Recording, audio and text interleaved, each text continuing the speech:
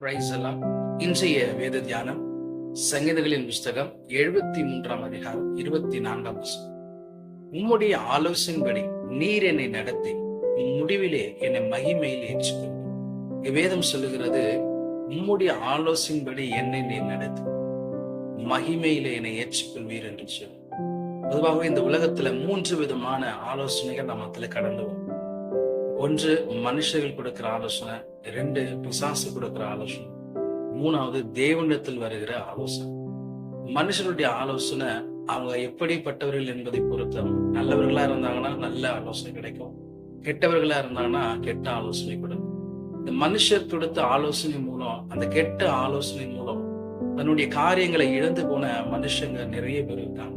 வேதத்துல நம்ம வாசிச்சு பார்த்தோம்னா 1 ராஜாக்கள் 12 அதிகாரம் 8 வசனத்துல வாசிக்கப்படும் போது, அங்க சாலமோனின் மகன் ரெகொபெயாம் இருக்கார். அவர் என்ன பண்றாருன்னா, முதியோர்களுடைய ஆலோசனையை தள்ளிவிட்டு அங்க இருக்கிற வாலிபருடைய ஆலோசனையை ஏற்றுக்கொள்கிறார்.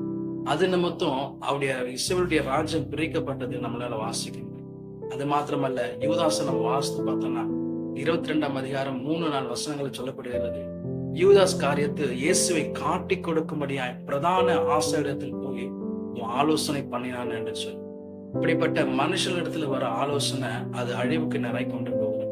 2வது பிசாசுல இருந்து ஒரு ஆலோசனை வரும். வேதத்துல இந்த உலகம் படைக்கப்பட்ட போது ஆதாம் ஏவாள் ஏதேன் தோட்டத்துல இருக்கப்படும் போது பிசாசுடைய ஆலோசனை கேட்டு தேவ மகிமைய அவங்க 2 பேர் இழந்தாங்க என்று வேதம் சொல்லுது. 3வது தேவன் கொடுக்கிற ஆலோசனை.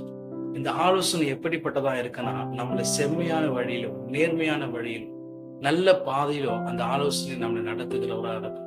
வேதத்துல நம்ம வாசிக்க வேண்டிய சொன்னா, சங்கீதம் 32:8 இப்படியா சொல்லுகிறது, நான் உனக்கு போதித்து நீ நடக்க வேண்டிய வழியை உனக்கு காட்டுவேன், உண்மையில் என் கண்ணை வைத்து உனக்கு ஆலோசனை சொல்லுவேன் என்று சொன்ன. தாவீதுக்கு ஒரு சூழ்நிலையில ஆலோசனை கொடுத்து தாவீது வழி நடத்தார். தாவீது மாத்திரமல்ல, இந்த ஆசாப் சங்கீதம் சொன்னது போல அவர் நம்முடைய ஆலோசனைப்படி நம்மை நடத்தி முடிவிலே மகிமையில நம்மளை ஏற்றுக்கொள்ள கர்த்தர் அவர் உண்மை உள்ளவராக இருக்கிறார். மனுஷர் தர ஆலோசனை, பிசாசு கொடுக்கிற ஆலோசனை வெறுத்து விட்டு தேவன் கொடுக்கிற ஆலோசனைப்படி நாம் நடப்போம் என்று சொன்னால் நம்முடைய வாழ்க்கையில் கர்த்தர் முடிவிலே மகிமையில ஏற்றுக்கொள்கிறவராக இருக்கிறார். கர்த்தர் தாமே இந்த வார்த்தை நிமித்தம் நம்மை நடத்துவாராக. ஆமென்.